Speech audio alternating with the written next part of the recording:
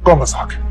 अभी निम्रा बाहर खड़ी होगी, मामा है। तुम्हारे और मेरे अलावा कोई भी नहीं है शाबिज। ये सब है बाहर। फॉर गॉड सेक जाके कुंडी खोलो, जाओ।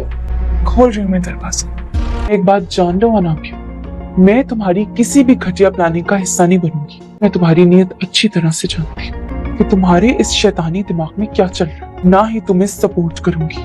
कितना दुख होगा सोचा है तुमने? मुझे सुल्ताना आंटी को कुरान पाक पढ़ाने में कोई एतराज नहीं। शर्म नहीं आती तुम्हें? जिस थाली में खाती हो उसी में छेद करती हो। तेरा नहीं तो कम से कम बाबा साहब का ही ख्याल किया होता।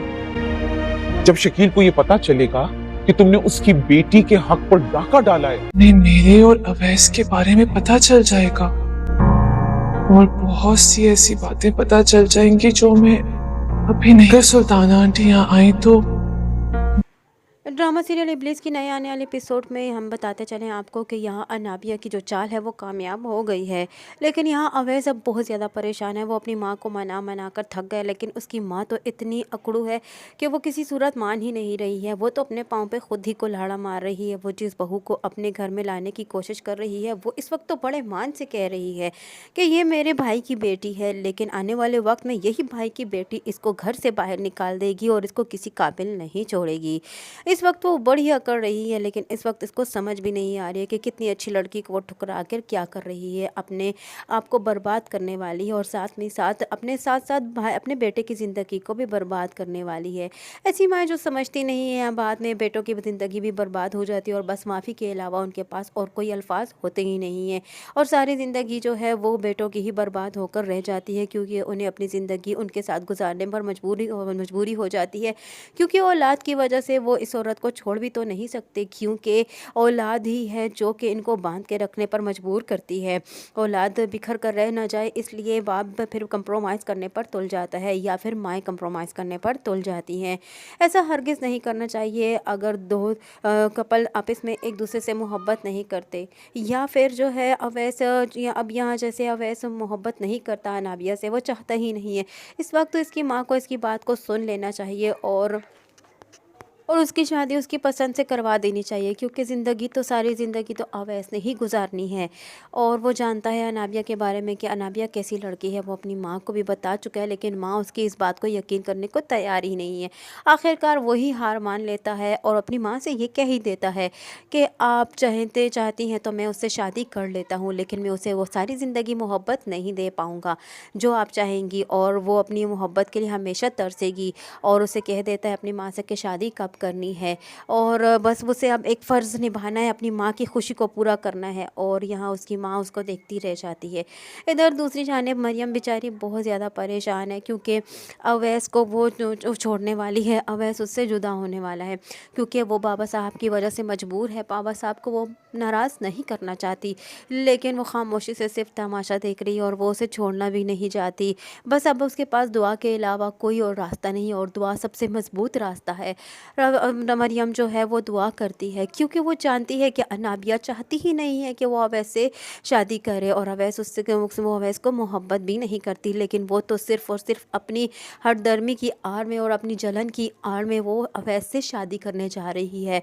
और अवैस से अब शादी करने के बाद वो तो अवैस की ज़िंदगी को बर्बाद करके ख़ुद तो चली जाएगी और अपने लिए कोई दूसरा रास्ता तलाश कर लेगी, क्योंकि वो जानती है कि उसने अपने शिकंजे में तो अनाबिया की शावेज़ को भी फंसा रखा है। तो खुद अपने बारे में ये कहती है कि मैं जहाँ होती हूँ वहाँ कोई सुकून से रह ही नहीं सकता और मैं किसी की ज़िंदगी को खुश होने रहने नहीं दूँगी किसी को अपनी ज़िंदगी में।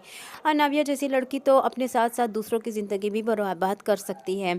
इधर दूसरी जानिब जो है वो मरियम उसे यही कहती है कि तुम क्या समझती हो, तुम अपनी उंगली के इशारे पर मुझे नचाओगी और मैं नाचती रहूँगी, ऐसा हरगिज़ नहीं है। तो यहाँ अनाबिया उसे धमकाती है, अनाबिया उसे यही कहती है कि तुम्हें मेरी उंगली के इशारे पर नाचना होगा, क्योंकि वो जानती है कि मरियम जो है बाबा साहब से बहुत मोहब्बत करती है और उन्हें तकलीफ़ कभी भी नहीं देना चाहेगी। अब यहाँ उसका यही ज़ोर है कि वो शावेज़ की माँ को कुरान मजीद पढ़ाए। यहाँ मरियम को कुरान मजीद पढ़ाने से तो मना नहीं कर रही और ना ही कोई एतराज़ है उसे, लेकिन जो चाल चल रही है अनाबिया वो उसकी उस चाल को कामयाब होने नहीं देती, क्योंकि वो कह देती है कि अगर तुम चाहती हो तो मैं ठीक है कुरान मजीद तो पढ़ा दूँगी, लेकिन तुम ये याद रखना कि तुम्हारी किसी चाल का हिस्सा मैं नहीं बनूँगी और मैं इसीलिए उनको कुरान मजीद पढ़ाने पर राज़ी नहीं हूँ और तुम्हारे इन चालों को मैं कामयाब नहीं होने दूँगी। मैं किसी की ज़िंदगी बर्बाद होने नहीं दूँगी। अनाबिया के बारे में सिर्फ़ और सिर्फ जानती है तो वो सिर्फ मरियम ही जानती है, क्योंकि वो किस किस्म की अनाबिया तो इंसान है इस या तो कदर मरियम बगैरत जानती लड़की है कि या उसको तो तो अवैस शर्म जानता हया है ही नहीं और ना ही अपने माँ बाप की इज्जत का ख्याल है। वो शाहवेज़ के रूम में से अकेले घुस जाती है और पीछे से कुंडा भी लगा देती है और बाहर निम्रा और उसकी माँ भी होती हैं। शाहवेज़ एक लड़का हो के वो घबरा रहा है, वो डर रहा है और अनाबिया से यही कह रहा है कि बाहर निम्रा और मेरी माँ खड़ी है, दरवाज़ा खोलो। ये बात अच्छी नहीं है, उसको समझा रहा है, लेकिन यहाँ अनाबिया उसके इस कदर कर रही है और उसे कह रही है कि यहाँ मेरे अलावा और तुम्हारे अलावा और हम दोनों के बीच में कोई भी नहीं है। न जाने वो क्या चाहती है और क्या कर रही है।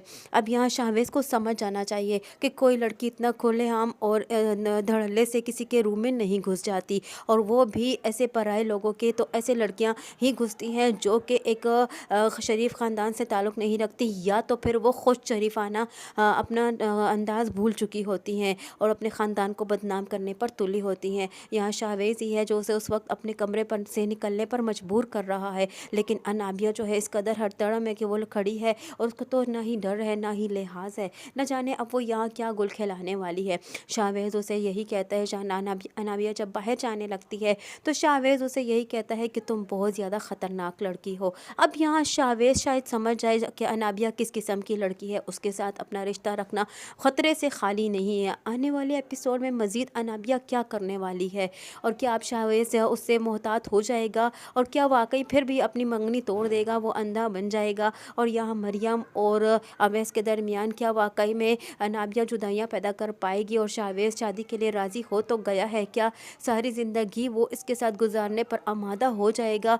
आने वाली नई एपिसोड में क्या होने वाला है, यही सब कुछ जानने के लिए जुड़े रहिए अनाया रिव्यू के साथ। वीडियो पसंद आई हो तो वीडियो को लाइक करना और चैनल को सब्सक्राइब करना हरगिज़ ना भूलिएगा।